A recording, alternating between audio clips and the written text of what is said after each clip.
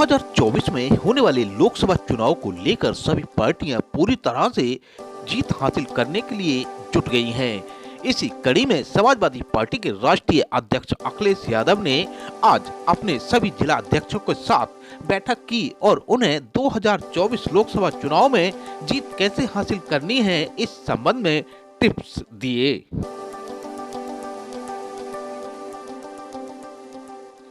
Samajwadi party के जिला अध्यक्षों के साथ हुई बैठक के बाद सपा प्रमुख अखिलेश यादव ने मीडिया को पूरे विस्तार से जानकारी दी। से पहुंचती रहेगी और जितना हम समाजवादी लोग प्रयास कर रहे हैं लोकतंत्र को बचाने के लिए, हमें पूरा भरोसा है अपने ईमानदार निष्ठावान पत्रकारों पर और चैनल के साथियों पर कि इस लोकतंत्र को बचाने में उनकी भी भूमिका महत्वपूर्ण होगी।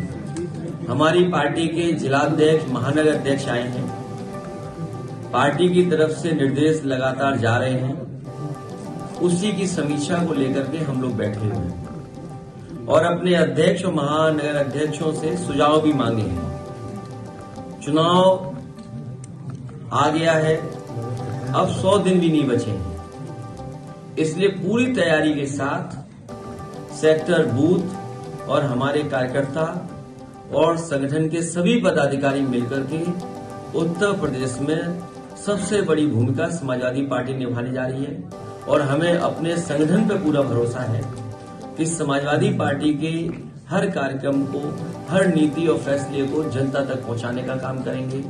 हाल ही में जो वोटर लिस्ट को लेकर के हमारे अध्यक्षों ने काम किया है, इनके कई साथियों ने बहुत अच्छा काम किया है, कुछ शिकायतें भी आई हैं और हमें उम्मीद है कि जब वोटर लिस्ट फाइनल छप करके आएगी उस समय गांव स्तर पर, बूथ स्तर पर लगातार अधिकारियों से संपर्क रख करके वोट कहां कटा है, कहां बढ़ा है, उस पर पूरी जिम्मेदारी से काम करेंगे, क्योंकि भारतीय जनता पार्टी हर तरह से हस्तक्षेप करेगी।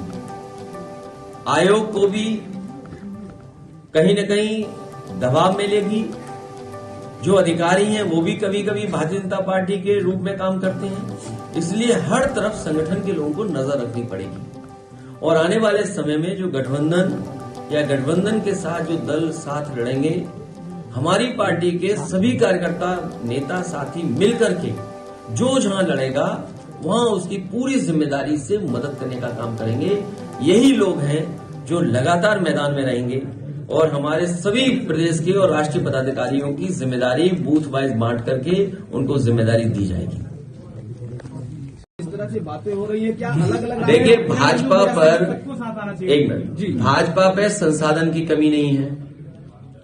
प्राइवेट कंपनियां, एजेंसियों को उन्होंने हायर कर रखा है, बूथ मैनेजमेंट के लिए अलग कंपनी हायर कर रखी है, सर्वे के लिए अलग हायर कर रखी है। हमारे जो चैनल मित्र हैं ये सब, इनको बड़े बड़े पैकेज दे रखे हैं, तो उनके पास सब तैयारी है, संसाधन भी है। और जब कभी उनसे किसानों की आय दोगुनी पूछोगे तो मंदिर के पीछे छिप जाएंगे, नौजवान नौकरी और रोजगार मांगेंगे तो वहां छिप जाएंगे जाकर के।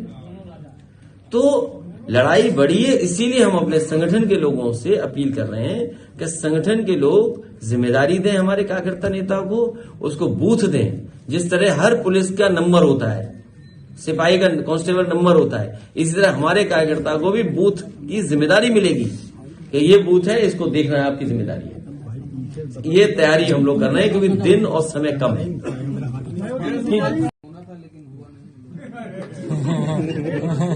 देखिए, ये हमारे बुंदेलखंड के भी अध्यक्ष वगैरह बैठे होंगे।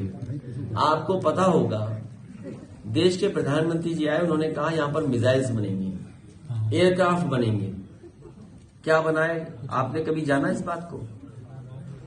अभी अखबार में मैंने एक दिन पढ़ा कि सरकार ने निर्देश दिए कि हर जिले में जमीन एक्वायर की जाए। जब 3 साल पूरे हो जाएंगे तो जमीन एक्वायर करेंगे आप, तो आपका इन्वेस्टमेंट कब आएगा? तो आपकी आधी अधूरी तैयारी थी, कोई तैयारी नहीं थी आपकी। और फिर सरकार ये बताए कि किस इंडस्ट्रियल पॉलिसी के तहत इन्वेस्टमेंट आया है और जो इंसेंटिव्स आपने दिए थे, जो इंसेंटिव्स आपने अलाउ किए थे या आपने अपनी इंडस्ट्रियल पॉलिसी के अंदर लाए थे, उसमें कितने इंडस्ट्रियलिस्ट को आपने इंसेंटिव दिया है?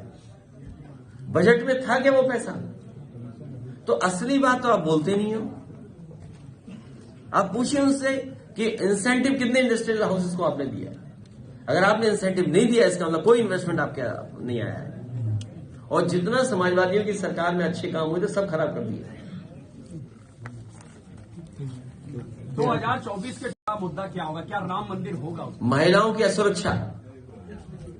और जब से भारतीय जनता पार्टी की सरकार आई है, पूरे देश में 1 लाख किसानों ने आत्महत्या की है। ये आंकड़े मेरे नहीं हैं, एनसीआरबी के आंकड़े हैं। एनसीआरबी के आंकड़े बताते हैं कि पूरे देश में जब से भारतीय जनता पार्टी की सरकार आई है, 1 लाख किसानों ने आत्महत्या की है। और हमारी सीमाएं असुरक्षित हो गई हैं। जो 1962 के युद्ध की मेमोरियल था, वो सुनने में आया चीन की फौज ने तोड़ दिया। जहां तक चीन की फौज जाना चाहती थी वहां बैठ गई है जाकर के, चाहे वो आपका लद्दाख हो। सुनने में यहां तक आ रहा है कि भूटान के हिस्से को भी कब्जा कर लिया है। ये मुद्दे हैं। बेरोजगारी मुद्दा है, महंगाई मुद्दा है, अन्याय चरम सीमा पर है। आपका बुलडोजर पे वोट पड़ेगा कि बाबा साहब भीमराव अम्बेडकर के संविधान बचाने के पे वोट पड़ेगा? और हमें उम्मीद है इस देश के लोग बाबा साहब भीमराव अम्बेडकर जी के संविधान को बचाने के लिए आगे आएंगे और भारतीय जनता पार्टी को हराने का काम करेंगे। ये हमारे मुद्दे हैं। सकारात्मक मुद्दा क्या होगा?